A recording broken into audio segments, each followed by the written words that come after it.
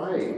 Well, welcome everyone. I'll go ahead and call to order the May meeting of the Davis Police Accountability Commission.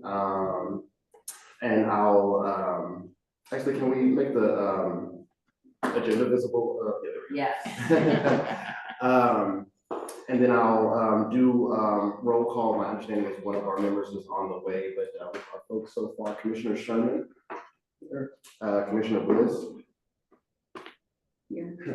Commissioner Escamilla Greenwald, Present. Vice Chair Wilson, Here. myself, Chair Horton, I am present, and like I said, I believe Commissioner Griswold will be joining us in a second. Let's see, does anyone want to make a motion to approve this evening's agenda? So moved. Is there a second? Any further discussion on this evening's agenda? All those in favor of approving the agenda, please say aye. Aye. All those opposed? Any abstentions? All right, agenda approved. Moving on now to public comment. This is general. I'm sorry, nope, I just skipped right over an item. My bad. Sorry, Alan. Brief announcements from staff. Barbara, any announcements this month? Oh, yes. I do have some good news. When we were having our agenda meeting, Chair Horton asked about Crisis Now, and it's just a little bit of an update, which is why I'm giving it. But at the April 29th Board of Supervisors meeting, funding update was given about Crisis Now. And as you may know, the county has had to make a lot of budget cuts, about $40 million in total. So they did reduce the budget for the Crisis Now Behavioral Health Receiving Center from $3 million to $1 million. And they will be exploring using an existing provider for a one-year pilot program for that Behavioral Health Receiving Center. But getting to the good news, the SUPS also approved a second mobile clinician position for Davis. And I know that the other cities have been operating with two and Davis has not. And the police chief told me that in 2024, our mobile clinician responded to 571 calls for service. Wow. So that is a pretty amazing number. So that is my report for now about Crisis Now. I'm sure you'll be hearing more about it as county staff decides what options to bring back to the board. Thank you. And so you mentioned, just to confirm, that the reduction in funding for Crisis Now was specifically for the receiving center, right? Not the mobile clinician. That's correct. Okay. Yes. And then does the addition of a second clinician, that they might be still figuring this out, but is the understanding that this might affect the scheduling? I know there's been a lot of concern. Well, I think most of the reason that folks on this commission and others in the community were, asking for a second clinician was, oh, this is essentially a business hours kind of service. And the idea is, adding a second person might make the hours a little bit more flexible. So is that what might be happening? Well, they didn't discuss it down to that Yeah. level. They just discussed, basic budget basics and that the position was being approved, but I'm sure that will come in time, the scheduling conversation. Okay. And then when Vice Chair Wilson and I were meeting with Barbara and we were talking about this, I said that seemingly, 30 years ago, we had the clinician at the time come and present to the commission. And I think that was really informative. And I think, should we, get a little bit further down the line, having either, the person who's in the existing slot or, the newer person come and sort of talk to us about what, how the program is operating. I think that might be helpful. I know there's, still, lingering concerns about the co-responder model, or approach and how that's being utilized in the field. So yeah, look forward to hearing more about that later on. Other questions for Barbara? I have one. Yes. I have one, thank you. I was looking at the local newspaper report on the city council meeting at which the general plan was discussed. I think it was last week's meeting. I think this is a few days old, this story.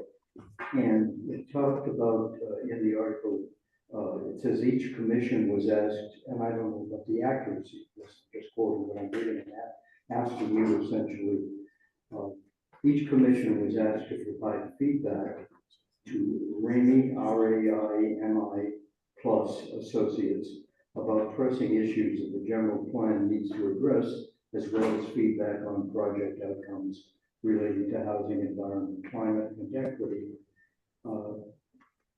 And it lists, eventually it lists, I didn't check it out one by one, but my impression was it listed every commission except this one.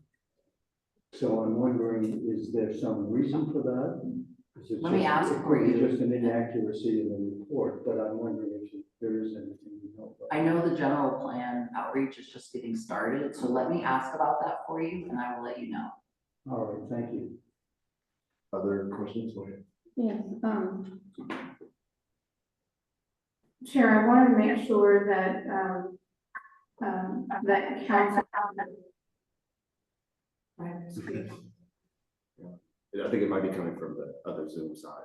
I want to make sure that as we discussed, we were updating Barbara on, we discussed at a previous meeting. Just want to make sure that council is aware of that. So do we know, Barbara, when that's going to be, or maybe Councilmember Partida might know, I didn't want to put anybody on the spot. When that issue might be brought up at council meeting, we just want to make sure that they're aware Oh, which issue are you speaking of? of, You mean like commission reorganization? yeah, there's reorganization. Sorry, do you want to repeat that for me, because mine's. You did hear that, right? The commission reorganization sort of item. Yes, I believe it's coming to council, next week. Okay, Oh, Isn't that correct? Yeah. interested parties should make themselves available. But I'll get back to you all before then, obviously. okay, thank you so much. Other questions? All right, thank you, Barbara. Let's see, commissioner announcements. Okay, so, I'll try to be succinct here. One, obviously between this meeting and the last meeting, we had the Picnic Bank incident. And, fortunately in this community, these sorts of public safety incidents, where people are injured, due to gunfire, it's not a frequent thing. And so facing that as a city infrastructure is not a thing that we have to do a whole lot. But, if you've had a conversation with me about this in the intervening weeks, you know that I've been really concerned about the degree to which folks online, and not really a large, cross-section of our community, but how folks online have gone almost immediately to engaging in what I think are really dangerous sort of fantasy making about race and policing in Davis. Ideas that I've seen that decisions about releasing the description of the suspect were based on this sort of de facto policy within the city of not making Black people look bad. This idea that perhaps there wasn't a significant enforcement or, in people's mind, a significant enforcement response to the party, and perhaps it being oversized because of a de facto policy not enforcing law on Black people in the city of Davis, a thing that was news to me as someone who's been in this community for over a decade. And so I know, I'm mentioning this here because I know that folks, in this room were probably not a part of those negative aspects of that conversation. But I think, so much as we talk about officers' duty to intervene in a situation. I don't know where that's coming I'm from. sorry, I have no idea. Yeah, Stephen and Mike, y'all were muted, right? Okay. Wait.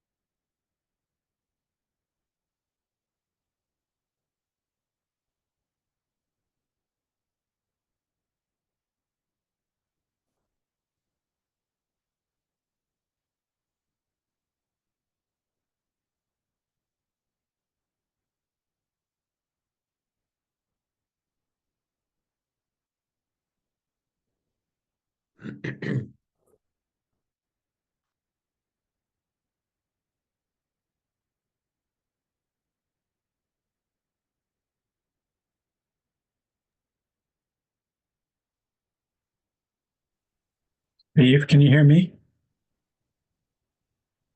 I can hear you, Mike, but the meeting is muted. Yeah. Hello, you all. Can you hear us? We cannot hear you. So that was the, Okay, can you hear us now? Yes. Sorry, we're having some feedback in the chambers, and I thought that one control that I had not muted was the reason, but it is not the reason. So you are back in the know. we can hear you. We can mute our stuff until it's time for us to talk. Steve, do you want to mute? I don't think it was your feedback. There was something else going on with our feedback system, or our feedback with our system here. But thanks for letting us know that you couldn't hear us. Yeah, it may have, Cecilia? yeah, it may have been. Remember how we used to have, and I think that was just within the last couple of years or so, we used to have joint meetings? Are we going to have that again? I don't know if, Barbara knows yet, so she might need to look into it. Or Gloria might know, Councilmember Partita. Are we going to have, joint meetings like we used to in the past between commissions? Are you able to elaborate on that? Comment on it? Do you mean with the council? Yes. Yes. Yes. Well, the hope is that we will. Right now, we're in the middle of trying to do a whole bunch of other things. We've got a city manager we need to find in the general plan that we're trying to launch. And, but yes, that is something that we're hoping that we will get back to. And just to get back to your question about the commission, convening and the input that was taken from the commissioners. It wasn't every commission that was asked to give input when we set up the plan for the general plan. There were certain commissions that were identified as commissions that would give input for the general plan, because the general plan has specific sections in it, and so the commissions that are relevant to those particular sections of the general plan were the commissions that were asked to give input. And so they are the Climate, Environmental Justice Commission, Open Space, the Planning, Rec and Park, Social Services, and Transportation. So those are the commissions that were identified. And I know that there was a special meeting that had that called those commissions together to give input into the general plan. But input into the general plan as a whole will be available to the entire community. And there will be other convenings where we will be taking commission or just input from other folks. Thank you. Any more from? No, Okay. thank you. And then I'm sorry, Barbara, can we put up the agenda again? Go ahead. Okay, talking about picnic day, the only comments that I could see in next door, a lot of them were about transparency. And living across the street when Officer Corona incident occurred, there was, I'm not saying it was a lack of transparency because everything happened so quickly. I think what happens is, as a community, we have an expectation that we will find out quickly what's going on, right? And I think maybe at some point it would be reasonable if, as a community, we were aware of what is the responsibility of something happening. I had asked, after, again, Officer Corona, people walking around the neighborhood, and my question was, why weren't people told to go inside? Because they had not, they were not sure who had committed the crime. And maybe use a bullhorn or something saying go inside, was told, no, they can't do that. They still think it would be nice if the community understood what is reasonable, immediate transparency. Because that was the biggest concern I saw. I do think that a number of the concerns that I've heard about the incidents were more so about communication, and that I'm gonna bring that up again in long range calendar for an item in a future meeting, but yeah, I have heard similar things. Let's see, I'm sorry. I was in the middle of let me just finish my announcements, and we got off track here, in an important way. But just lastly, in terms of our monthly observances, May is Mental Health Awareness Month, as I think a lot of folks are already aware. And it's also a PI Heritage Month. And I, just with the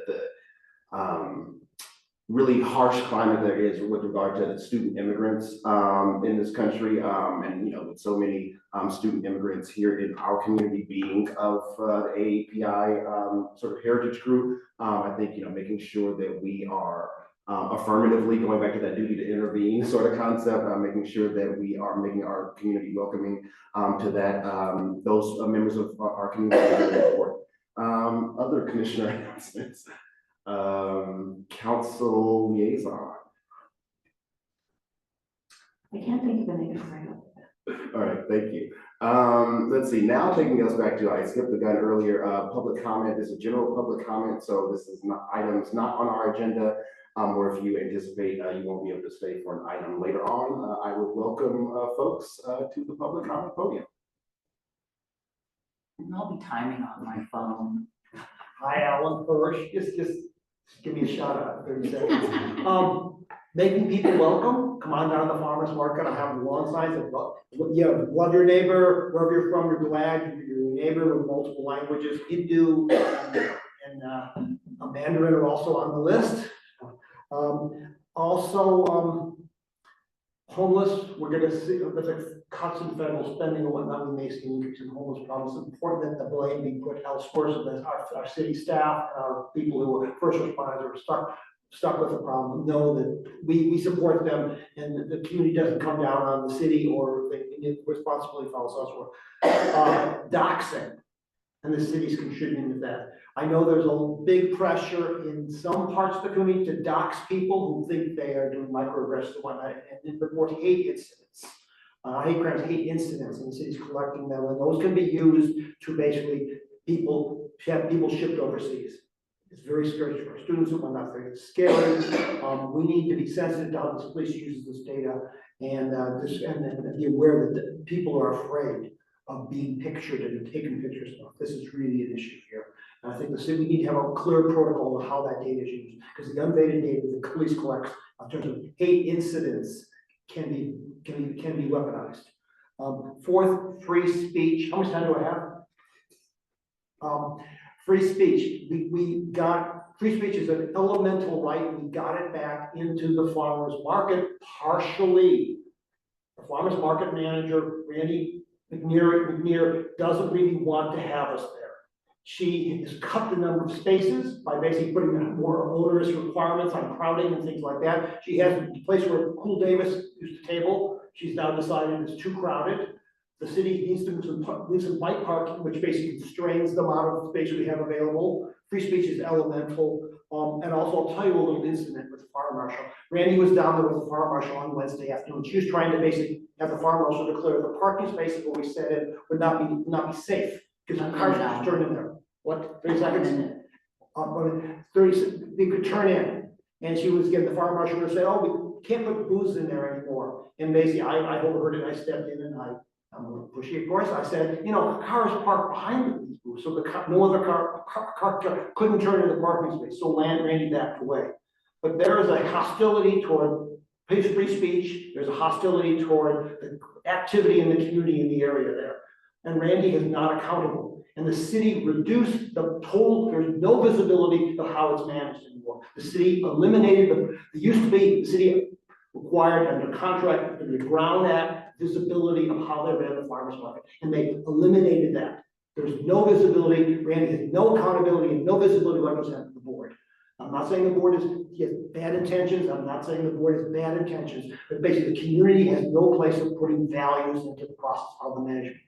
So they think they just think you're just selling fruit and vegetables and not community values and community speech. Thank you very much for listening. Thank you.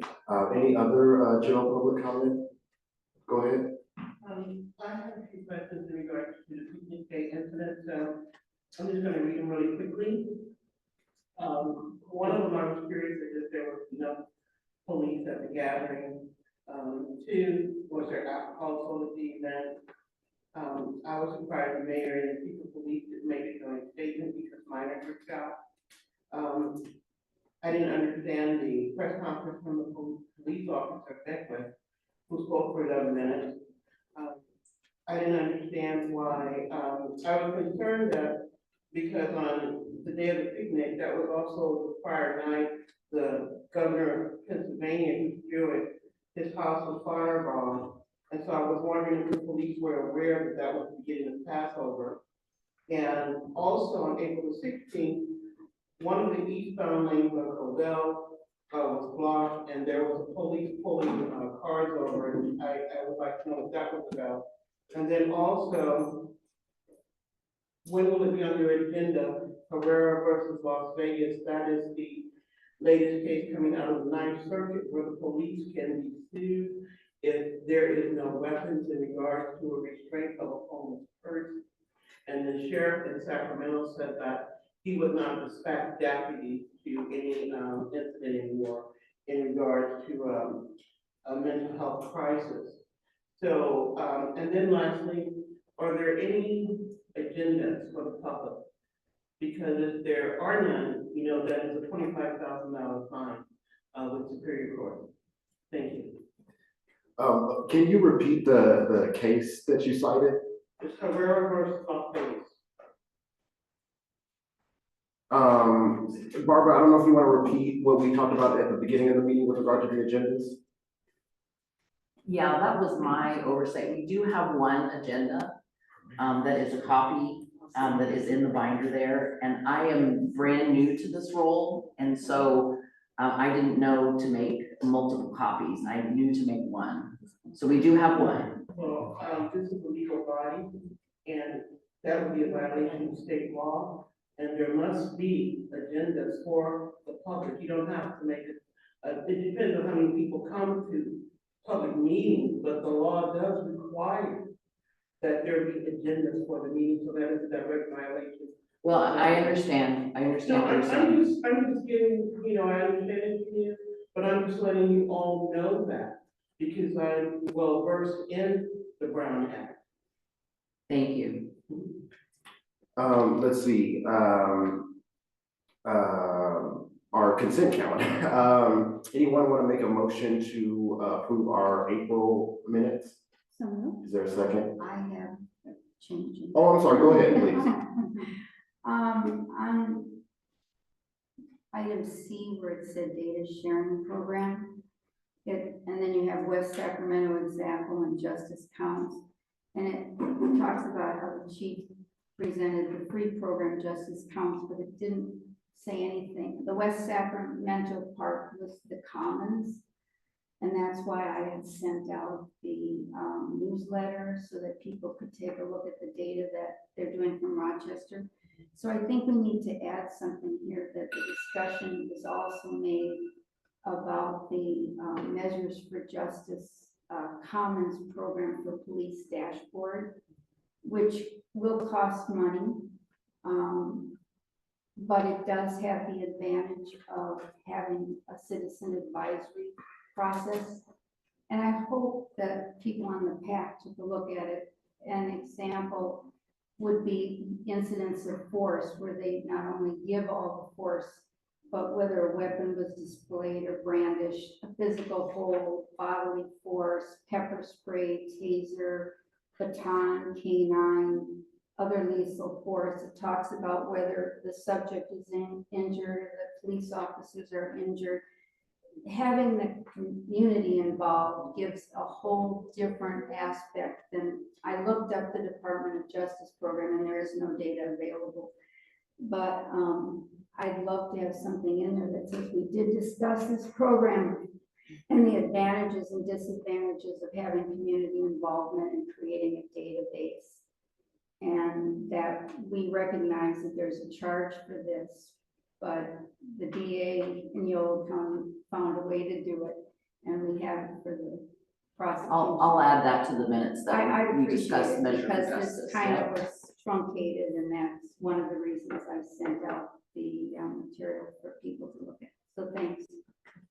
Thank you. Okay, so with that, yeah, with that addition of detail, does anyone want to make a motion to approve the minutes? Yeah, I make a motion that we approve the minutes with the adjustments that Commissioner was made. Is there a second? I'll second. Any further discussion about the minutes?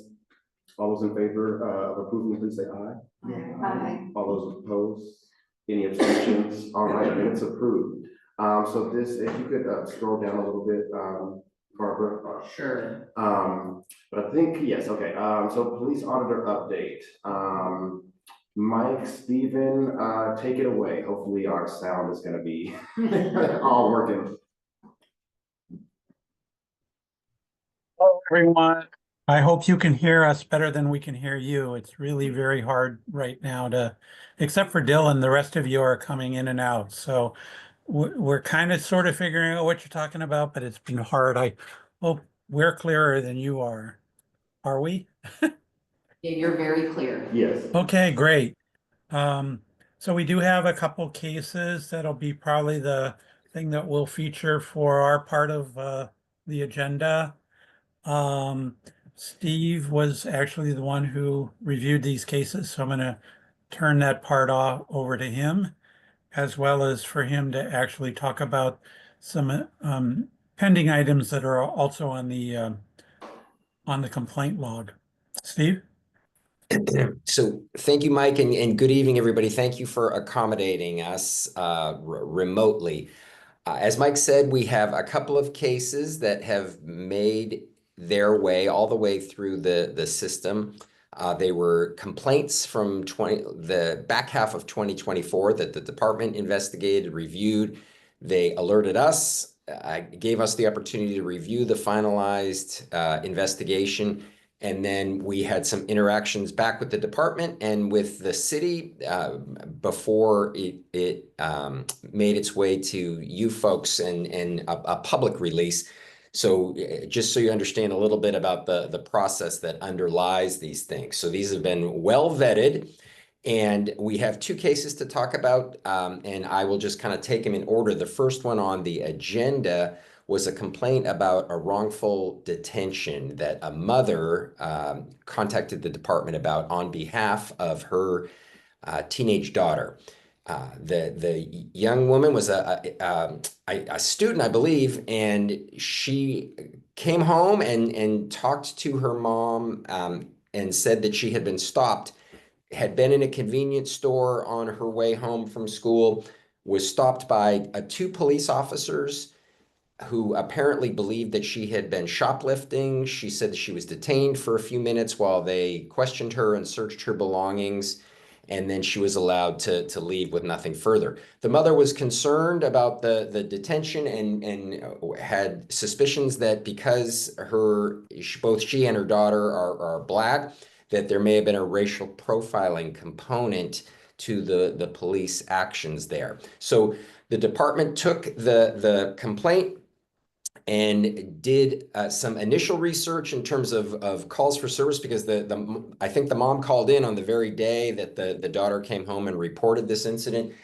They did some due diligence in terms of tracking police activity in that area, and with the store in question, no police call from them regarding a shoplifting issue or anything else. And they mentioned that to the mother, and she insisted that there was a concern here, and so the department went ahead and opened a formal investigation. We actually were really impressed with that investigation. The allegations of racial profiling and problematic interactions between the police and young people are two very, very sensitive areas, and this checked both of those boxes. And we thought the department was very conscientious about really trying to do a thoughtful job of verifying and trying to figure out exactly what the basis for the young woman's complaints to her mom had been about. They were unable to find any police activity, and they really did go to some trouble. They kind of went through all the officers who were on duty, did GPS of cars, and tried to find a nexus between, you know, what the allegations were and what could have possibly been happening.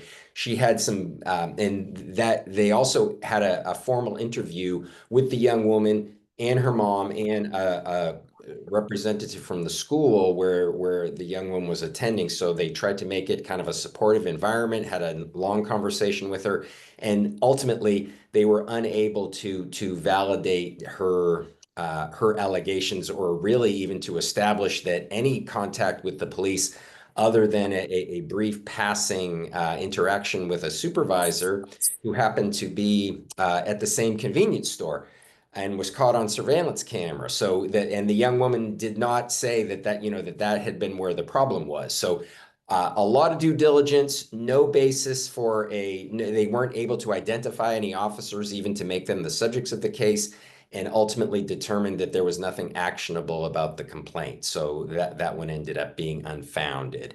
And again, I thought the department absolutely was attuned to the sensitivities of the allegations and made a very commendable effort to do everything in its power to try to find information that would support what she was saying, so they could really dig in and learn more about it, and just were unable to do so. So I'm happy to stop here and respond to any questions that you folks have before we go on to the next case. Any questions? Oh, so just to confirm, so were they not able to find any sort of evidence of the stop at all? Is that what you were saying? That's correct, yes. And again, they really did. They tracked cars on GPS and looked around, and the supervisor had been in the area himself and obviously was questioned about it, and said he didn't see any of his people in the immediate vicinity, and he was obviously there, you know, as the young woman was leaving the store. So the timing presumably would have been the same, and they just did not find any validation for the claims. Okay. Any other questions? The only thing I would say is that I'm troubled by, and I know this is like no part of, a discretionary decision that y'all are making, but it reminds me of a incident that y'all took a look at. I feel like this was maybe a year and a half, 2 years ago, where someone was stopped in a drive-through somewhere in the vicinity of downtown. And there's only a couple of drive-throughs in the vicinity of downtown. And the person had complained to y'all kind of in a similar circumstance that they believed that the reason that they were stopped was some degree of a racial bias. And a similarly thorough investigation was undertaken by the department and followed up on by y'all, where there was no ability to substantiate that there was now they did find out that the stop did happen, so there's a little slightly different, but there was no substantiation that there was a racist sort of motivation there in terms of the stop. And I kind of hyping it up as I sometimes do, just to make the point. I think I asked Mike the question. It seems like it would, to determine that this person, had stopped someone via a racial bias, they would need to kind of be wearing the Klan hood and, be like, shouting the N-word as they stop the person. And it kind of seems like we're in these cases where, you experience a police incident. I've certainly been at the receiving end of this, where I'm like, girl, I feel like you wouldn't have stopped me if I was white. I feel very confident about that. But it almost seems like the burden of proof is on me to reach into the mind of said officer, absent them wearing their Klan robes, at that exact time. And so I know that this is somewhat different, in that there's some, I don't even really understand how this happened in terms of there not being evidence of the stop. But it makes me worry about a situation or a system that, and when I say we have created, no one in this room, that we have as a society have created, where there's an impossibility kind of to determine a racial motivation unless it's the most overt and kind of, in your face kind of version. And I know that's not really a solvable problem for you. It's just a continuing concern that I have when there's a review of this type of complaint, and it's you know, it's no fault of yours that it can't be a determination just because we can't reach into the mind of that person. And I feel like that does a disservice to what we're supposed to be doing here, at least in my perspective. I know it's just just commentary, not necessarily a question, but any other questions or things on this particular case? Okay. So Chair Horton, I would just say a couple things. One, you're absolutely correct that these cases are sort of notoriously difficult to establish for all the reasons that you suggested.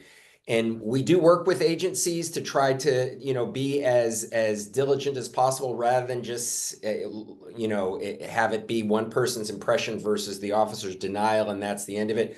A lot of times agencies will look at patterns of behavior or they'll look at the circumstances of the stop. Why is the officer there? Was the officer even able, if it's a traffic stop, for example, was the officer even able to see the race of the person before the stop happened? So there is some additional digging that can be done, but that said, I think you're absolutely right that that's just a reality of the situation.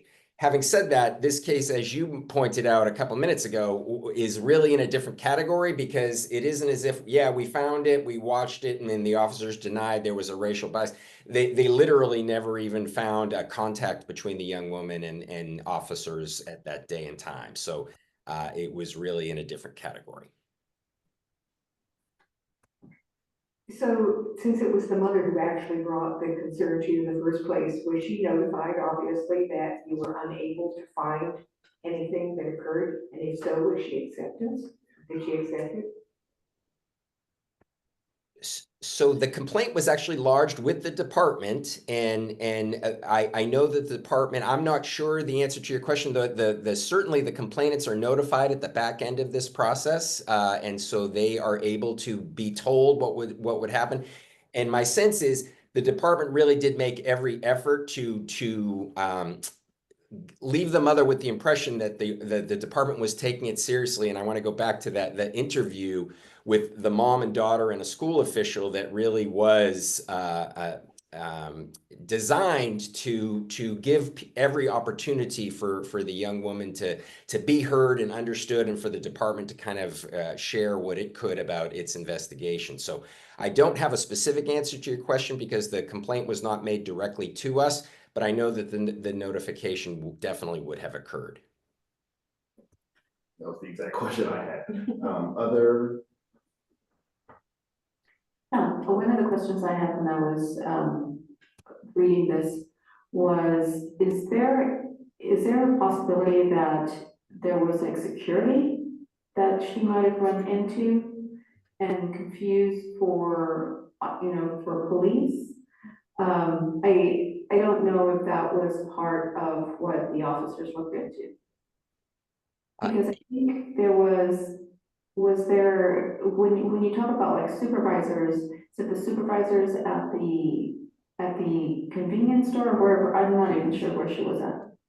So yeah, she was going into a convenience store, and the supervisor was literally just going into the convenience store to get something to drink, not there on a call for service or anything else. And it was very much just a coincidence that the two of them happened to pass by each other as she was leaving and he was walking in. And when they interviewed her about it, she just said, yeah, the supervisor said hello to her and she said hello back. And that was the end of that interaction. The store itself did not have security. And again, there was nothing in the area or no activity reported at that time that would have aligned with what the young woman was saying. Yeah, part of me thought maybe this is another department, but sheriffs would have been easily distinguishable from PD, and so yeah. Teenager. Well, yeah. So I don't know if that's I don't know how much insight you have onto the questions that were asked in this sort of supportive interview that you described. But yeah, I would be curious as to what efforts were made to try to figure out, hey, was this exactly DPD that was encountered here? Because the lack of evidence of a DPD encounter is, I have a lot of question marks in my head about what the answer to that is. Yeah, we actually did have access to the interview, the full transcript of the interview and the interactions, and I can tell you, it really was handled very sensitively and thoughtfully. And I think as the report indicates, the young woman also made reference to having seen one of the officers on her school campus subsequently, and the department tried to follow up with that, and there was no DPD activity at the school on that day, no reason for an officer to have been there. So again, without casting aspersions on the young woman and turning this into finger pointing at her, they just were unable to find evidence, but it was not for want of trying. Thank you, Commissioner. Yeah. And thank you for providing this information. I was gonna say it's the district's policy to not just allow law enforcement on campus to ask students questions. So I'm concerned that it may have been, I don't know, some kind of security or some other, agency, not the DPD, that's not the DPD. Because that's not something you all would do, and that's not something the district would allow. So, thank you for updating us. And there's just not a whole lot of law enforcement agencies operating within the city, it's like 3 essentially, on a regular basis. Yeah, it's interesting talking about shoplifting. I mean, with the policy, a lot of stores actually have their own security, right? What is the policy for the police in town to follow up if there had been a suspicion? To me, I'm not, again, don't want to speak against her, but it seems to me there should be a policy that should have been followed had there been one, or if there was an event. So is there a policy as to how they respond to shoplifting? Or how do they respond again? Well, shoplifting is in fact a crime.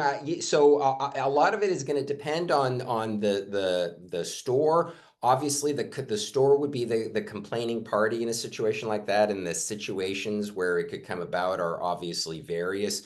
There are large stores that actually have their own security and will detain people until the police can arrive. And so there are so many variables there that I don't want to start down a rabbit hole. But yes, it is certainly something that the police would respond to if asked. Commissioner Lewis. I'm on the Restorative Justice Project, and we get shoplifting all the time. So the DA has set up a program where the store can report directly to the DA and doesn't have to involve law enforcement. And some stores have security people and will prosecute everybody. And there are other stores that are much more lenient, and a lot of stores that don't have security and do citizens arrests and call law enforcement. So I agree with Stephen, it's all over the map. Thank you. Oh, I was just gonna say, yeah, there's a whole system around certainly larger stores, like say a Target or a Walmart or something, will have a very coordinated staff with what they call LPOs, loss prevention officers, who sometimes there's confusion with the person being accused of, is this the police, what did they say, etc. So yeah, it really depends store to store and what their policies are around getting law enforcement involved. Thank you. Let's see, any other questions? Now I guess next report. Okay, so with regard to that one, I'm certainly appreciative of the unsatisfying nature of some of this in terms of just having some curiosity about what actually happened. In that case, we did not have any recommendations. And as I mentioned before, we thought the department had absolutely done its due diligence in handling that particular matter. The second case on tonight's agenda, we actually did have 4 individual recommendations for the department, just in terms of not so much, well, I guess maybe some questions about the results, although we didn't necessarily find there was a lot of, that there was misconduct that should have been formally sanctioned, but thought that the department could have handled it differently perhaps. And so we had some recommendations along those lines. So this case was originated by a young woman who filed a complaint based on a call for service that she had initiated. She was in a dispute with a former boyfriend who came to her home unwelcome, and he was supposedly there to retrieve an article of clothing that he had left there when they were together. And he was apparently harassing her, ringing the doorbell repeatedly, wouldn't leave type of thing. And so she called the police to get their assistance. She was concerned about the dynamic and wanting to make sure that it didn't get any worse. Officers did respond, and they sort of separated the young man who was the former boyfriend of this complainant. He was still in the area, but had kind of gone away from the home, and the officers were able to make contact with him relatively routinely. Another officer stayed and talked with her. So they were able to resolve the dispute and get the young man his article of clothing and send him on his way and tell him, you know, not to handle the relationship problems the way he was apparently attempting to do. So the call was in fact resolved, which is the good news, but the young woman felt like she hadn't necessarily been taken as seriously as she would have liked. There was one officer in particular that she felt, was not validating of her concerns and seemed to trivialize the encounter. And he actually had been the one to go off and talk with the former boyfriend a couple hundred yards away. And her suspicion was that he was sympathetic to him, had taken his side in the whatever conflict that they were having, and just felt like it wasn't a very satisfying experience for her in that regard. So fortunately, there were no safety issues involved in the handling of it, but she thought the officer had basically been discourteous and dismissive of her side of things. So the department did an initial inquiry, pulled the body-worn camera, watched the officer's reactions, and we had the opportunity to review that body-worn camera also. And the officer's handling of it certainly was not egregious, and it never got to the point where you would say, wow, this was so below our expectations that it's worthy of formal accountability, formal discipline. And he certainly did some things well. His conversation with the young man was appropriately firm in convincing him that he needed to stop bothering her, and that was in fact effective, and the situation was resolved. But her sense that it wasn't really being treated as seriously as she felt it was, that some of that did come through, I guess, in the body-worn camera and in some of the communications. And while it fell short of being, formal misconduct, we certainly thought there was room for counseling the officer, working with him, and sharing her perspective a little bit in terms of her taking the time to have complained and just giving him some useful things to think about. Couple things mechanically, in attempting to draw out the woman's experience a little bit more, the investigator contacted her, which is very appropriate to do for a follow-up interview, was unsuccessful getting back in touch with her, and finally received an email, one-line email correspondence back that's saying she no longer felt like she wanted to participate in the process.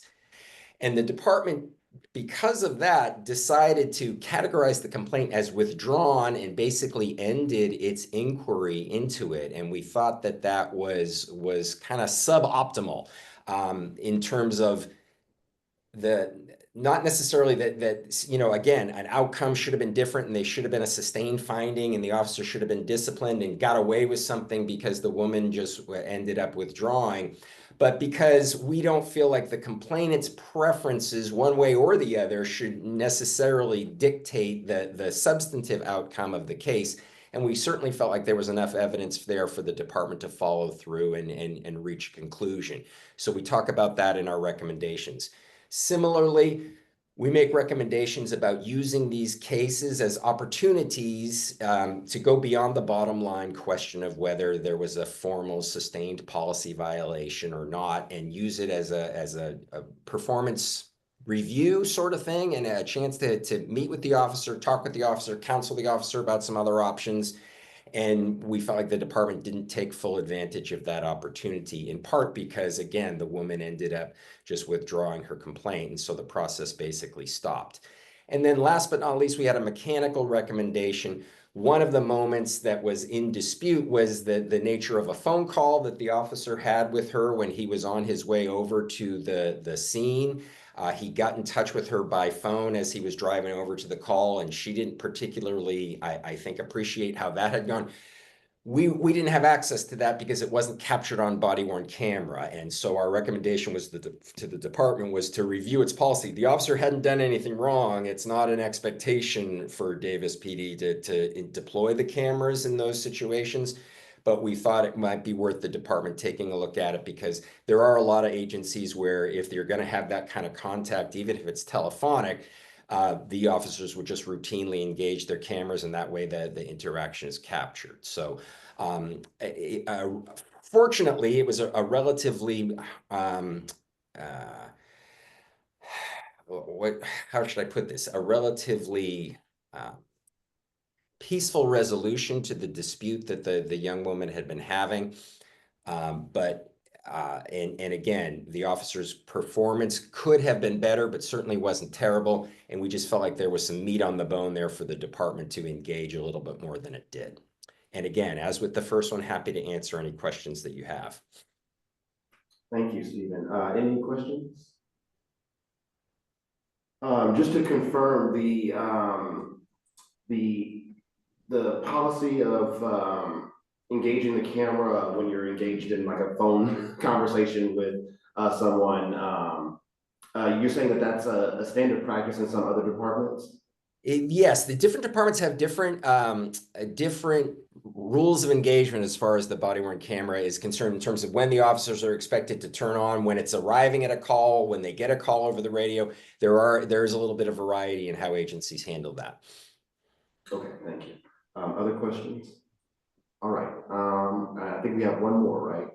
Nope, that's all, believe it or not. Okay, no, I'm giving us extra work. Okay, all right. Yeah, the only other thing on our list was just to kind of walk through the cases in the queue. I believe we're primarily caught up. We have one complaint case that is newly completed by the department in our pipeline, and then several use of force cases that we've been working our way through. And I would defer to Mike, but I anticipate that our next public reporting is going to be in the use of force arena. Okay. Other questions? Generally, I'll move to public comment on this item. Any public comment for Mike or Stephen? Yes. In regards to the student, my concern is they didn't have to be police officers. And since the last meeting, the week of April's meeting, a security guard was captured in the Tahoe area, and he is a serial rapist. He had been raping women who were tipsy, and they were walking at night and along the highway and not driving up there. But that dark blue uniform and that bag, and they thought the police was stopping to take him home, and that was not. This man is 70-some years old. And so there are instances like that, because unfortunately you can buy so much off the internet and impersonate the police. So they didn't have, she might have thought they were the police, but they didn't have to be the police. So that is a concern that I have about the situation. Thank you. I don't know, Stephen, Mike, did y'all hear that? I can, okay, good. So yeah, any thoughts in terms of what y'all saw in that case that might reveal? I know it's not very conclusive here. Again, very sympathetic to the concern, and the member of the public certainly makes a concerning point regarding some of the possibilities, but this situation here was, of course, different. It was kind of a daylight, you know, as a 3:30 in the afternoon in a kind of open setting, and again, they tried everything that they could to get after. In terms of walking through, you know, the description, talk about the uniform, talk about the appearance of the officers. They really did try to be as thorough as possible with no results. So it just ends up being a little bit unsatisfying. Yeah, go ahead. Thank you for elaborating on that. The question and concern that I have is that, well, let me backtrack here. There is a question and concern, but is it common in such a situation where the DPD, if an officer did approach someone and they were under the age of 18, that they would give, can you walk us through what that process would be? Would they give them a card? Would they tell them to contact their parent? And the reason I ask that is that kids should be aware of what that process is. Students, kids in the community should be aware. I too have a concern because as we've seen in these unfortunate times we're experiencing in other states and cities, there have been instances where people think it's funny and it's absolutely not. They have stopped immigrants or people whom they believe are immigrants and claim that they're from ICE. And they showed a video, I was just so disgusted with it. He's mocking the man's accent and telling him to go back to Mexico, just saying horrific things. And he's saying that he's ICE and that he's going to arrest him. The guy ended up getting arrested for impersonating law enforcement. But these type of things are happening. It's not just once or two times. They've been showing it on the news a lot. So it concerns me. I'm not saying that was the case here, but it could, we don't know, could potentially have been somebody who was saying that they were a member of DPD and they weren't. And so what can we tell our kids, or what should kids of the community know if they are questioned by law enforcement? What is the process? Thank you. So I think you're talking about a couple things that are important. First of all, the rules for engagement with juveniles are a little bit different as far as the justice system and some of the rights that they have. But that said, officers are certainly legally able to stop people that are under the age of 18 and make contact with them and question them and even detain them if there's a suspicion of criminal activity. The second issue that you're bringing about, or that you're mentioning, is the whole awareness for young people, or really all people, with regard to the new climate and concerns about immigration status and issues and local law enforcement's role in that and everything else. Those are obviously overlapping to some extent. But the police don't necessarily have an obligation, you know, to provide particular cards and say, hey, this is who I am and who stopped you. And that I don't think that's considered to be practical at this point in time. But absolutely, just to going back to the evidence that exists and the way things are different now than they might have been 10 years ago.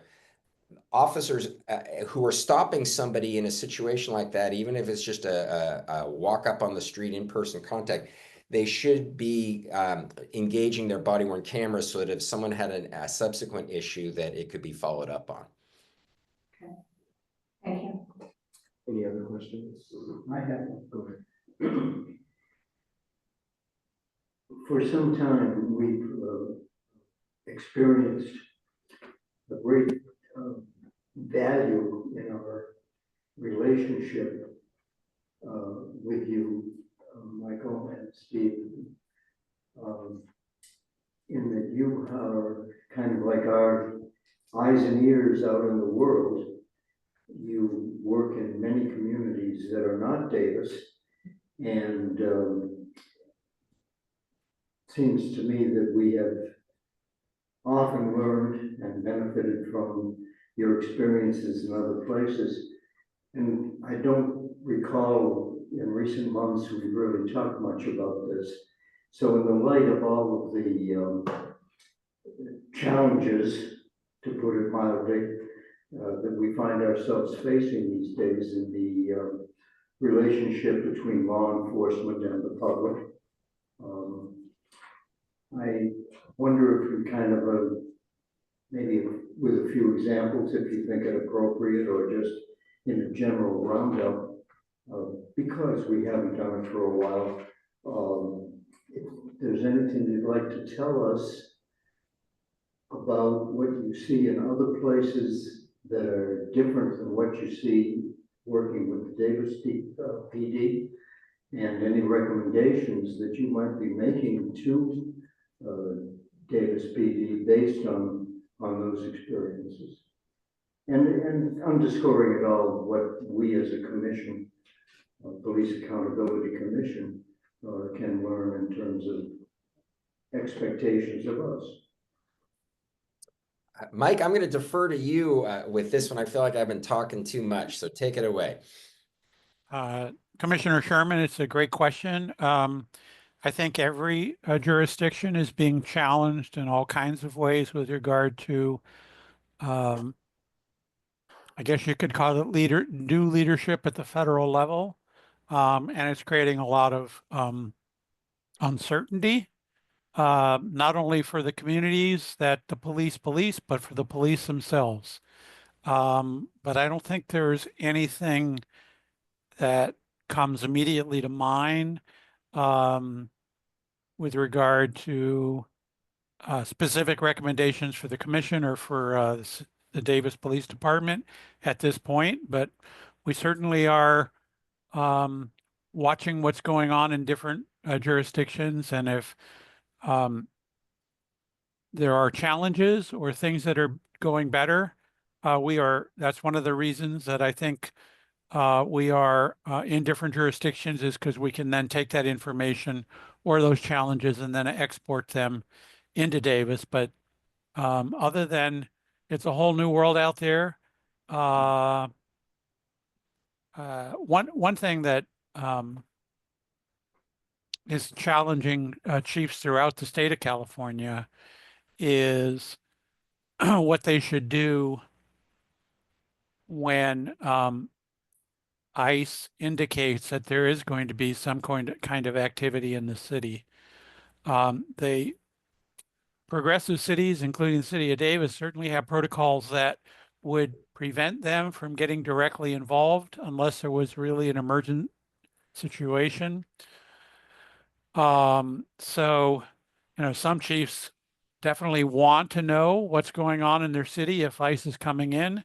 Other chiefs in some ways don't want to know, because if they are advised, then they feel like, well, it'll be seen as collaboration when in fact it's just advisement. So it's a really difficult situation right now, the tension between the immigration folks and the local police. In my 20-some years of doing this work, has never been higher. Let's just put it that way. Any other questions for Mike or Susan?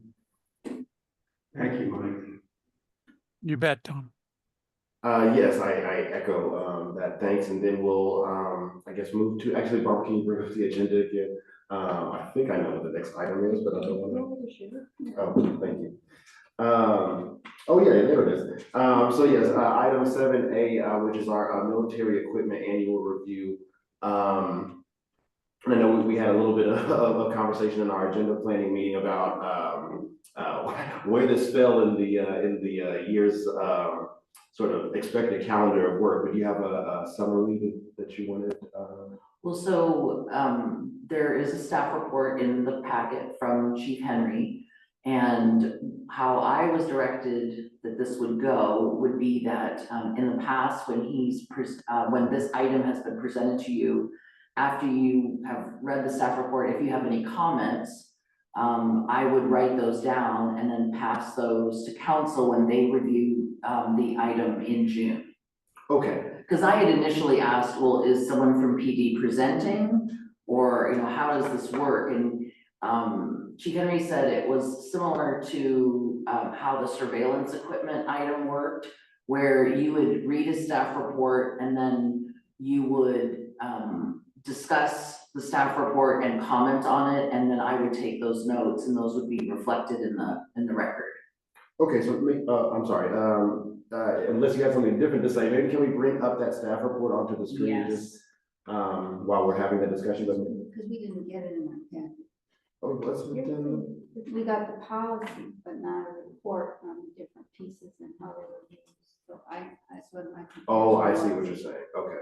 So we did a report on surveillance, you know, that shorthand, this guy, Right, yes, this we did. So there's a report, there's a staff report and a list and an inventory listing that you should have received. Yeah. It's called TAC Military Equipment Annual Report and Reauthorization, which was separate from the other one, which, was military, 810 military equipment policy. I was looking for something like this that we got on the surveillance, Oh. that's what I was looking for, the report Oh, that says it what didn't- it was used and how it was used I see and what how you mean. often it was used. Right. That's didn't what come we like got, that. and I Right. think in the past, not just It's the policy. Yeah. The this policy one does was- list how the items were used, I believe. It lists how they should be used, but not the amount they were used in the past year and that kind of thing. Yeah, I don't think that, I was told by Kelly that data specifically isn't available for military equipment. Okay. Well, so, my recollection, and you know, I have a political science degree, so I don't really know anything. My recollection was that it wasn't exactly like this, but that we had received something that sort of summarized this was or wasn't used, nothing, you know, specific, you know, pursuant to a case or anything, but, you know, because my understanding, that is that the council is ultimately responsible, and, you know, I guess in this case, the commission is responsible for assisting the council in making a determination of if these specific pieces of equipment are the best type of equipment to be utilizing for that specific enforcement endeavor, and then also is it the most cost-effective type of equipment to be utilized for that purpose. And so I think without that sort of use data from the past cycle, it's sort of hard to make that determination fully. But I don't know if I'm misremembering what we've had in past years. Commissioner Sherman? I would support what you're both suggesting. I recall specifically that we did have data on specific items. I can remember being in a discusussion myself about one particular item that I felt we should not be using. Oh, yes, right, yes, You right, remember, right. and the response was, well, we have it, but we never use it. And I don't want to get into that discussion, but just to reference data, remind us all that we have had this information previously, and I agree that it's essential. And I think it was broad in a similar way to the surveillance technology. It's like, oh, this was used 6 times. It wasn't very specific. I saw, sorry, Go I ahead. don't wanna interrupt. I knew I saw one thing about that. It's on page 3 of this PAC Military Equipment Annual Report, the one labeled like that. It says, it's under the category, new acquisitions for 2025-2026. The police department is not requesting any new equipment. The inventory of items has been updated in the military equipment policy because some items have been used, and then it just says such as ammunition for training. And the department will need to replace them using the existing allocated amount in the police department budget. That was the closest thing I found to what you guys are describing, but you're right, it's not a list each thing and how much it costs, like, it's not anywhere near that. So is it possible because there's no new equipment that, Well, no, again, my recollection, and again, I could be wrong, so anybody have a different thing, correct me. My recollection of what it was, similar again to the surveillance technology report, is it said, again, how many of these tools that we have and how they've been generally used in the past reporting cycle. So I don't think it would be a thing where there'd be sort of like no reporting information if there wasn't any new equipment. I think it was just a general overview of the existing footprint of equipment that we had that met the state law threshold. So I think that in the past, if I remember correctly, when you look back at the reports, that this was in a spreadsheet. Yeah. And so this, I think that the information is there, but it's not as easy to muddle through because it's not in a spreadsheet, it's kind of in this document format. So if you scroll down, keep going, wait, further, more.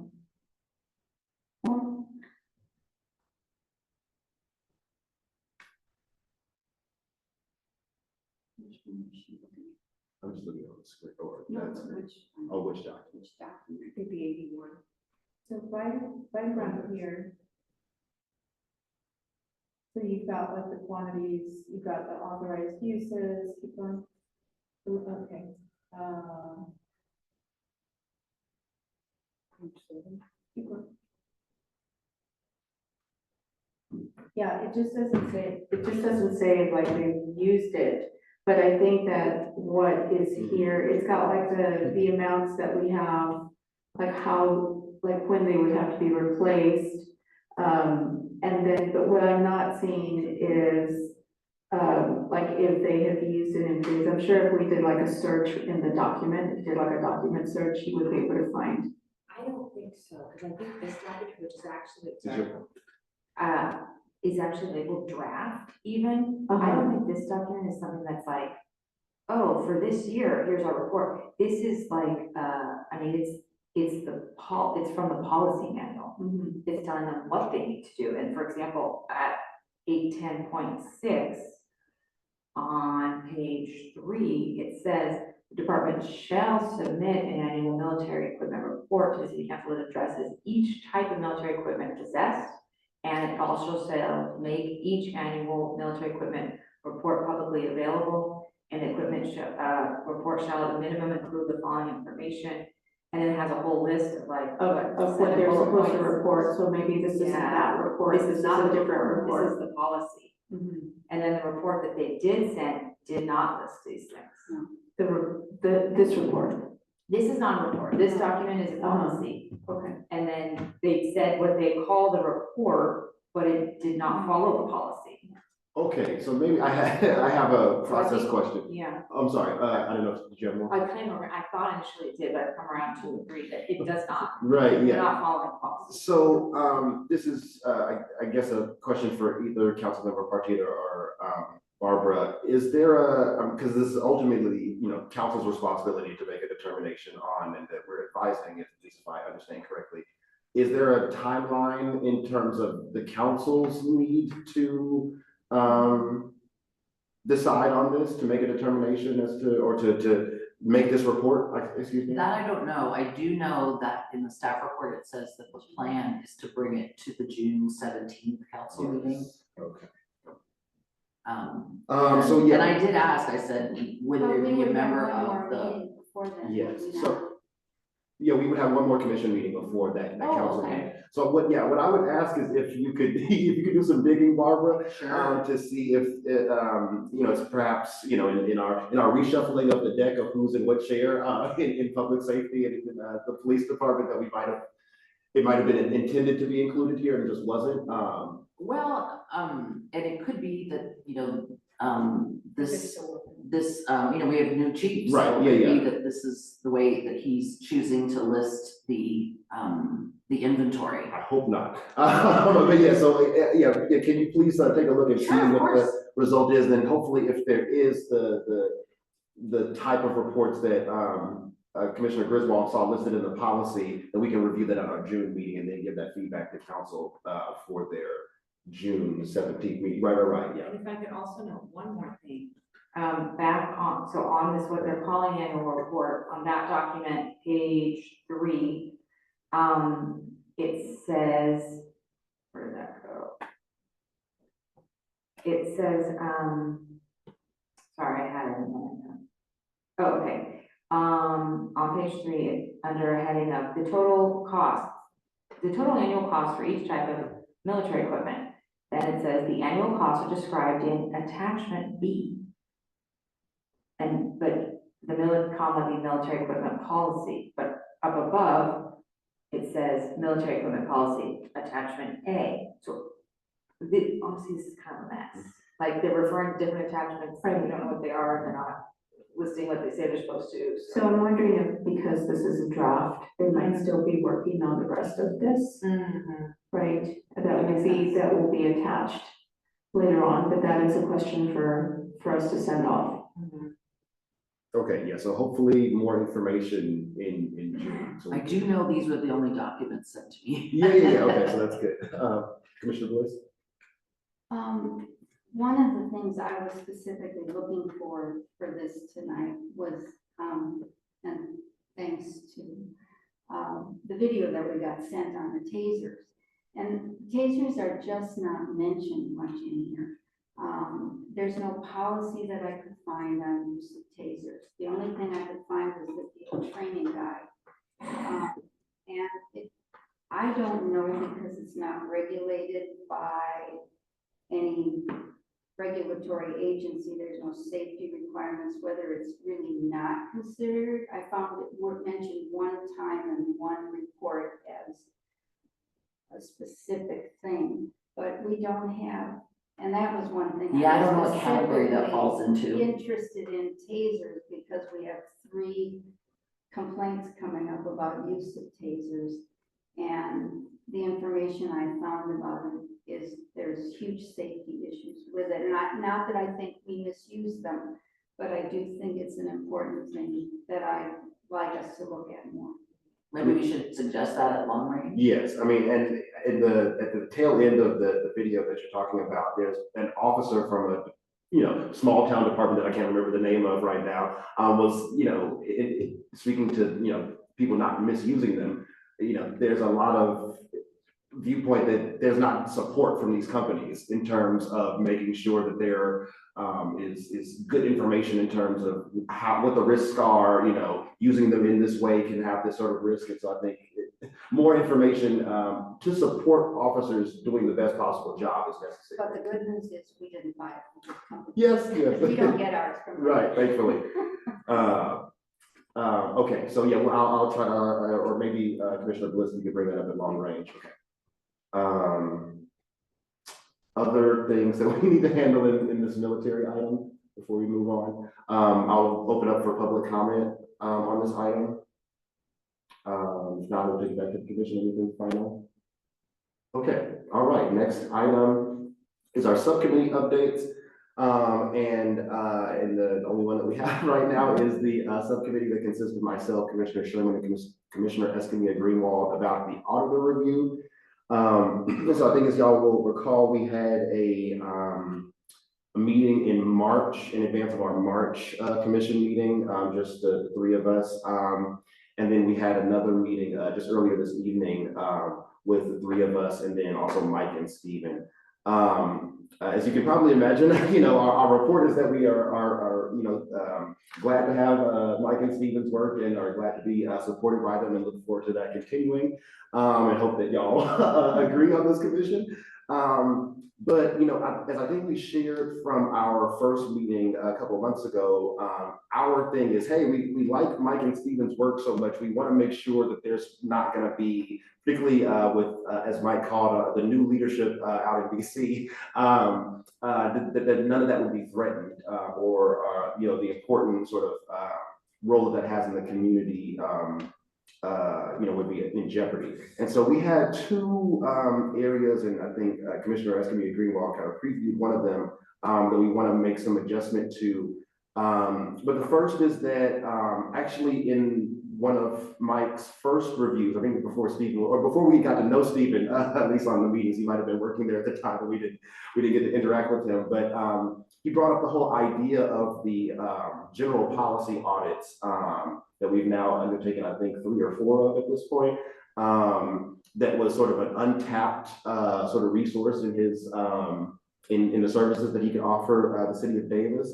And just to make sure that that is a thing that there's an equal understanding and expectation here on this commission, and with Mike and the folks that work with him and just the city government as a whole, that we're going to try to do at least one of these a year.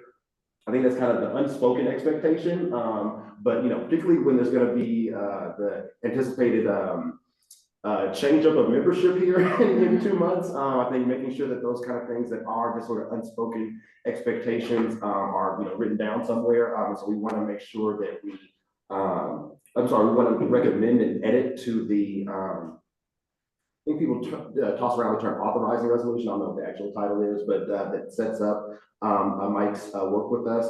And then also, as Commissioner Escamilla Greenwald previewed, we really value, I think all commissions value the joint meetings that they have had historically with council over the years. And so we look forward to that returning, hopefully pretty soon. But one of the things that, one of the ways that this is brought up is that Mike suggested, hey, there should be some kind of joint meeting between the commission and us and the council. And I was like, well, we used to have some of those, but they didn't include you. And so we want to make sure that, number one, that is something that that we can engage with the council in pretty soon. But we also want to recognizing the kind of unique dynamic of the work of this commission, that we include Mike. And I can imagine that other commissions there wouldn't be as much of a need to sort of include this sort of contract person in that joint meeting. But I think given the unique work of the commission, it might be, or I think it will be important to include Mike and Stephen in a joint meeting like that. And so those are the two things that at least came to mind for us that we wanted to make some adjustments to.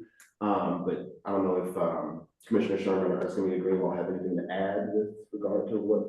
I would just like to quickly add a point that we made in our own committee meeting in March, as you described, and also reiterated today, is that we as a commission, we recognize the fiscal realities that the city is facing at this time with the changes in Washington. And we feel that there will be logically and responsibly inquiries being made on all kinds of different items that we have perhaps enjoyed previously, but might have to tighten our belts on for the next few years. And we would like to put in a pitch and would be very happy to come and make that presentation to the council in person if they'd like it, or in writing if they prefer, or whatever. But we would like council to know that we feel that the relationship with Mike and Stephen is not luxury or an appendage or something that we did fine without, and could probably do fine without again. We have never been without it.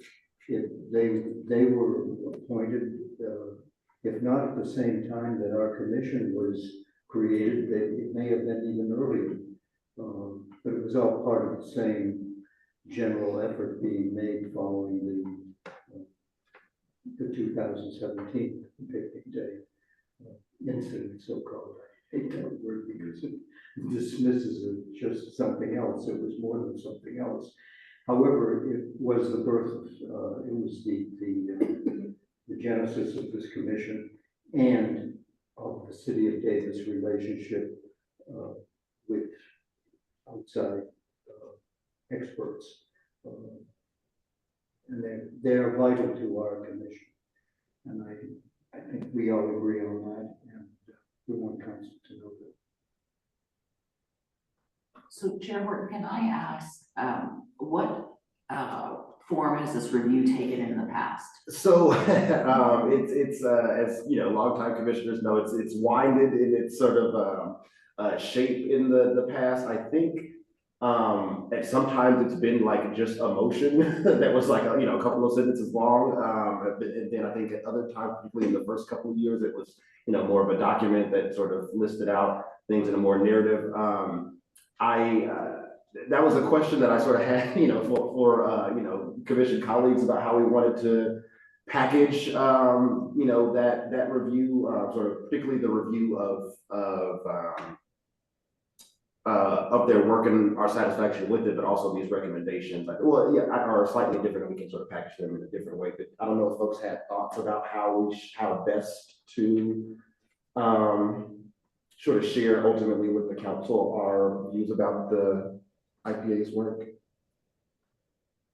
One sentence motion, 45-page document. No thoughts?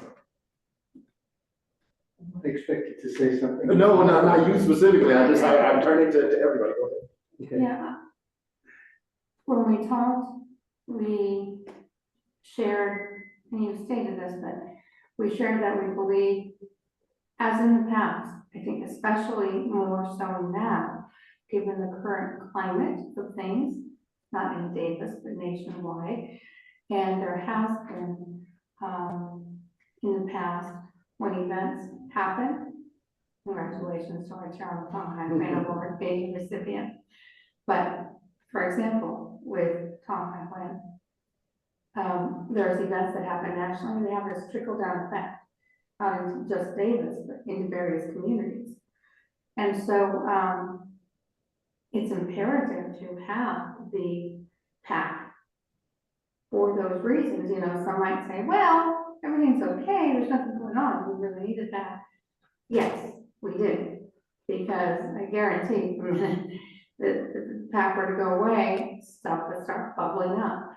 And so we wanted to somehow summarize the importance and the need for the PAC to continue and the role that Mr. Tanaka plays and how we value what he does. And city staff, quite frankly, Kelly Stackless has been an amazing wealth of information to us, and our liaisons from council too. There's no way it's a team effort, you know, there's no way we can, so somehow we want to summarize that. Right, so perhaps what I could do is I could draft just like a short sort of, paragraph or so, sort of summarizing that. And then also include a brief explanation of those two changes that we suggested, subject to the agreement of our commission colleagues here.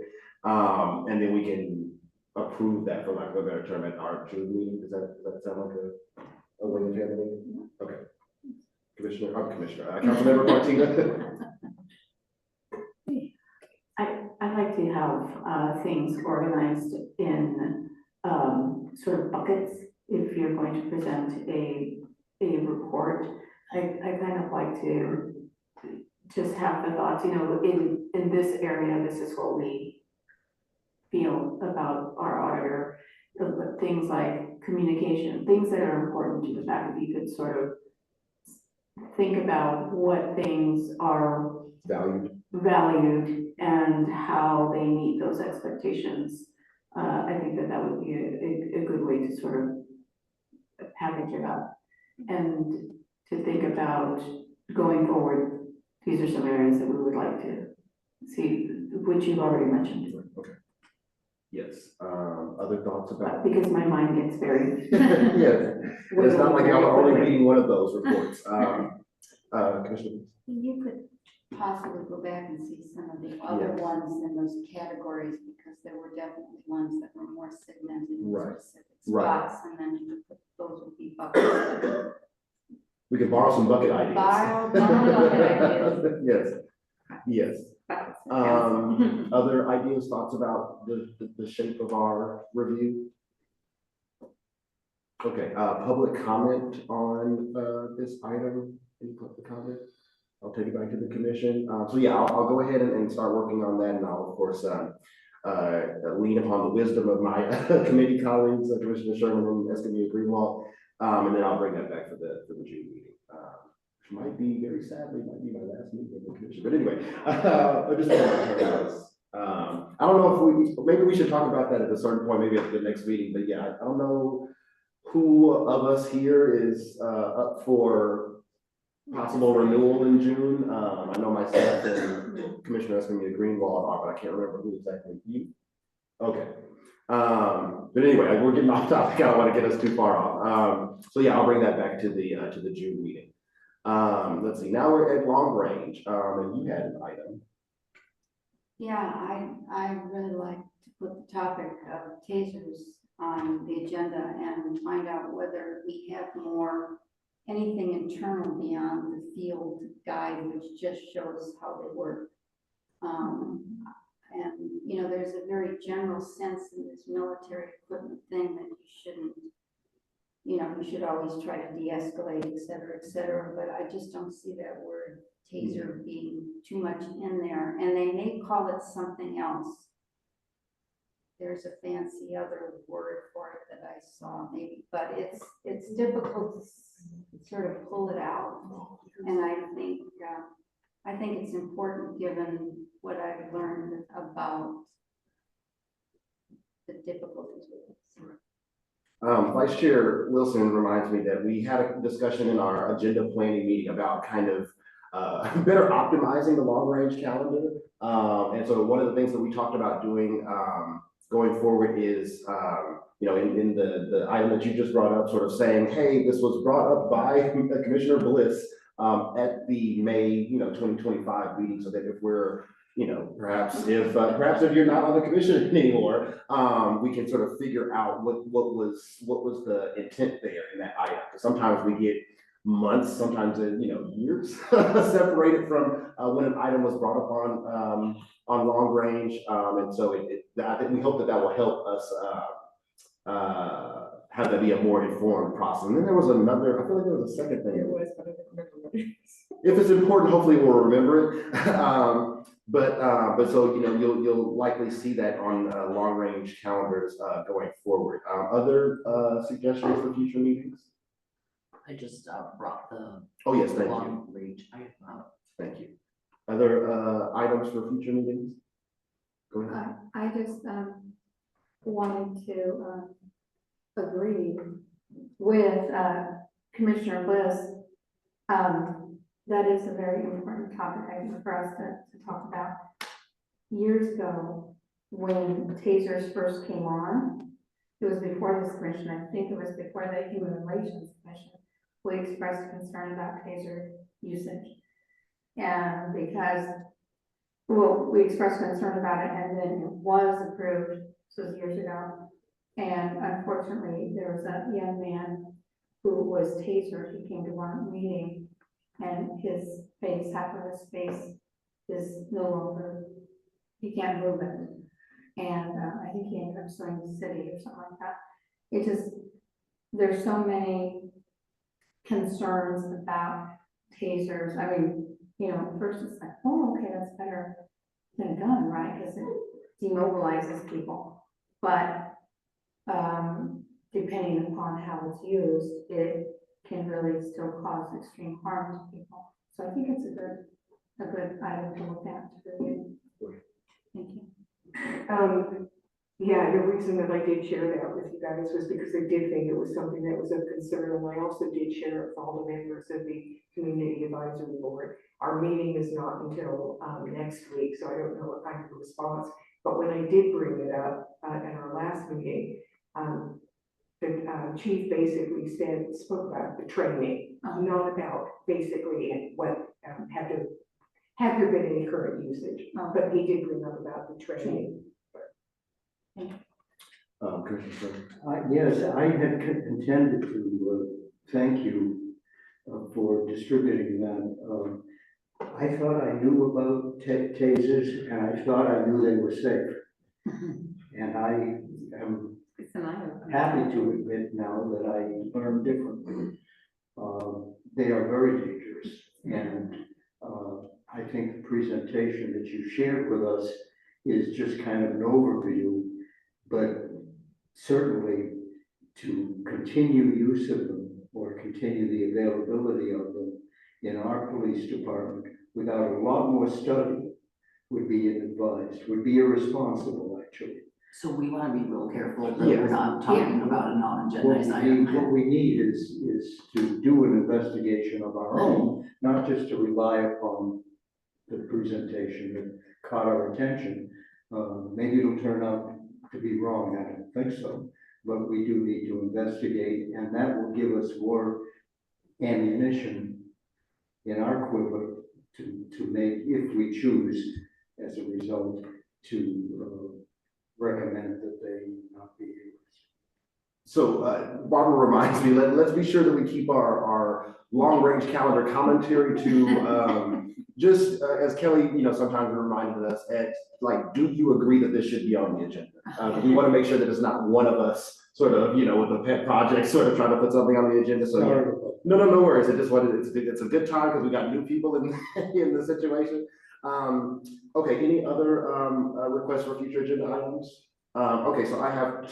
I think the other thing to talk about is whether everything that's on there should stay on there. Is that part of it? We generally talked about that, but that wasn't one of the changes. And certainly if you see something on the bullet points here, excuse me, on the long range calendar that was like, oh, hey, I was the person who suggested that. I guess I shouldn't say email me. Maybe let Barbara know sort of what the background was to that, because some of these things have been on for so long. Even I, as a person who's been here since the beginning, I don't really remember exactly what it was, especially if I wasn't the person who put it on there. So we're going to try to, like I said, get this to be a little bit more functional rather than just a to-do list that's sort of running without, any context. Mary? I think the concealed carry permit could probably be taken off, because you asked that of the chief last time. He did talk about it a bit, so I don't know what more we want. I'm just trying to look at those as far as, you had asked him the question that it would come back to him, and he was the one who hasn't done it. Right. And I'm just thinking, I Yeah. don't know that we would be. Right, yeah. We're here talking about the law. Unless somebody's dying to keep it on the list, let's go ahead and scratch that one. But yeah, we're just trying to make sure that this is a little bit more user friendly to the commission. Okay, so let's see. I sort of previewed this before. I think we need to do kind of a comms communications or after action review for the Picnic Day incident. I think while not being a sworn law enforcement officer like our colleague former Commissioner Myers, I don't really have that much concern, or my highest concerns aren't about how the kinetic law enforcement response. It's more so how the department and the city overall communicated about the incident in that evening, afternoon, and in the days after that. So I want to have for us to have some discussion amongst ourselves, but also to engage with the chief about that, or someone from the department. And then secondarily,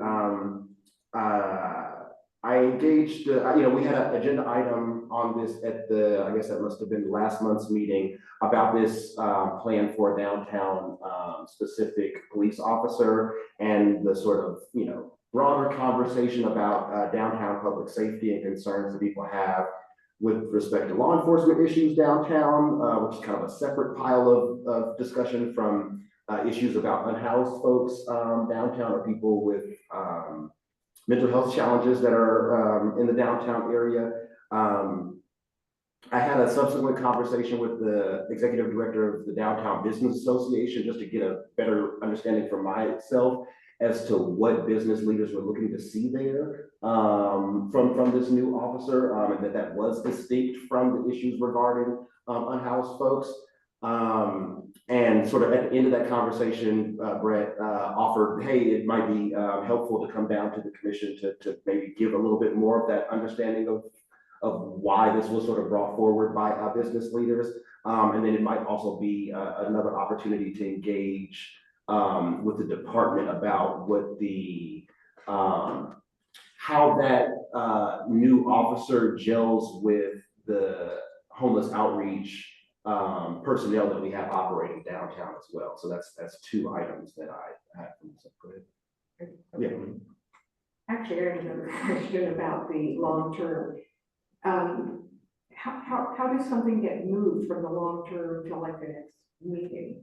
When we have our meeting and plan the next agenda, we'll sort of grab from there. Then. So should we be asking at this particular point from this list of not just what you and I think, is there anything on here that everyone else thinks is important enough to bump up? Like, to me, the picnic day event is something that is important to move up. Right, yeah, if there's priority items that you have, this would probably be the best time to indicate that to us, at least amongst the things that are currently on the list.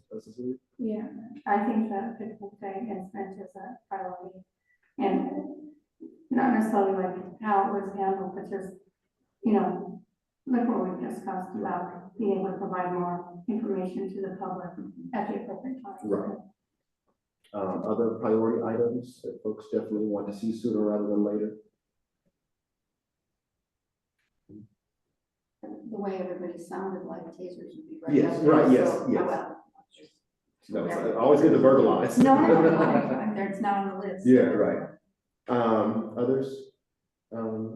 Okay, I'll open up for public comment. Any public comment on this? I think there should be a meeting in regard to the case of Cabrera versus the city of Las Vegas, because that dealt with, a mentally ill person and who did not have any weapons, but unfortunately, in the interaction with the police, that person came up dead. And so the Ninth Circuit's ruled that this year, that, because there were no weapons involved from the mentally ill person, that the police, law enforcement could be sued. And if it results in the death of someone. And, so naturally, law enforcement is a little hesitant looking at that. And as I had mentioned, the sheriff in Sacramento said he's looking at dispatching deputies to a mentally ill call.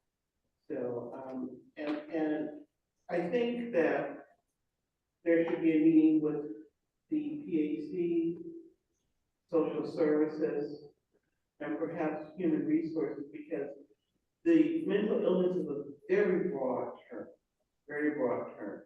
And since this body last met, you had in Vancouver where you had someone who was known for mental illness, kill and injure several people.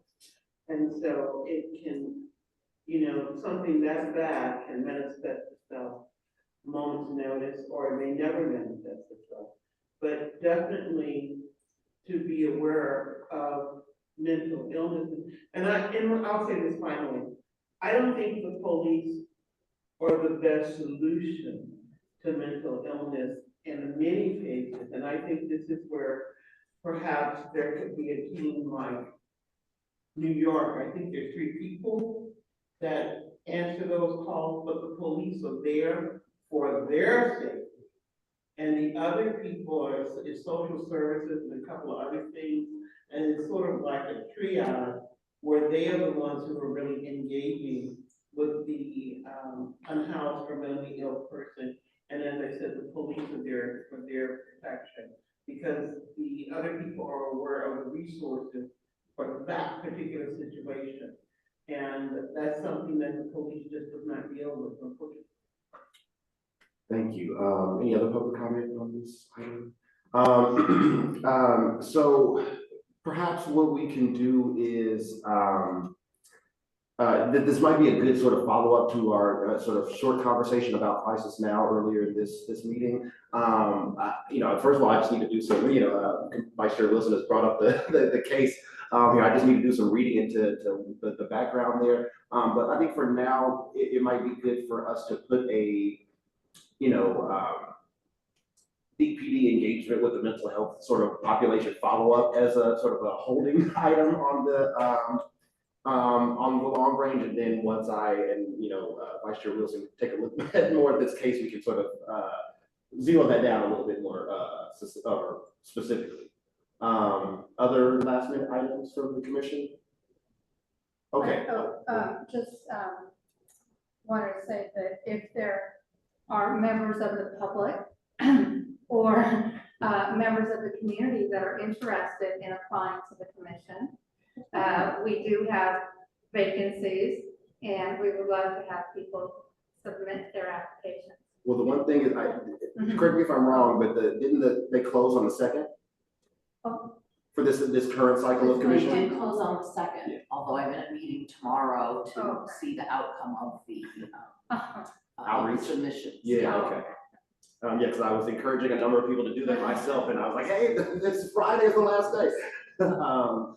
Okay, I was going to, with nothing, further, I think adjournment is the next thing, right? Okay, I just want to, Commissioner Escamilla Greenwald brought up, Tom High Wind, and, you know, obviously for a variety of reasons, been thinking a lot about his story, and, you know, I think Supervisor Frericks brought up on social media that, yesterday was the anniversary of his passing, and so I wanted to adjourn this meeting in Tom High Wind's, memory, just because, you know, making sure that public safety is equitable in the community for all folks, particularly vulnerable communities. I feel like it's a core mission of this commission. Yes, I just wanted to make that motion. Is there a second? Second. Any further discussion? All those in favor, please say aye. Aye. Opposed? Any abstentions? All right, meeting adjourned. Thanks, Barbara and team. Take care, everybody. Have a good month. Okay, yes, yes. Well, I originally. So I originally wanted to wait, and so I put in another application. That also said, well, kind of looking on advocate for other four, because I guess I'll do that too. So I'm aiming for planning, but it might be possible that I'm before the 4 weeks. Right. Right. Are you sure?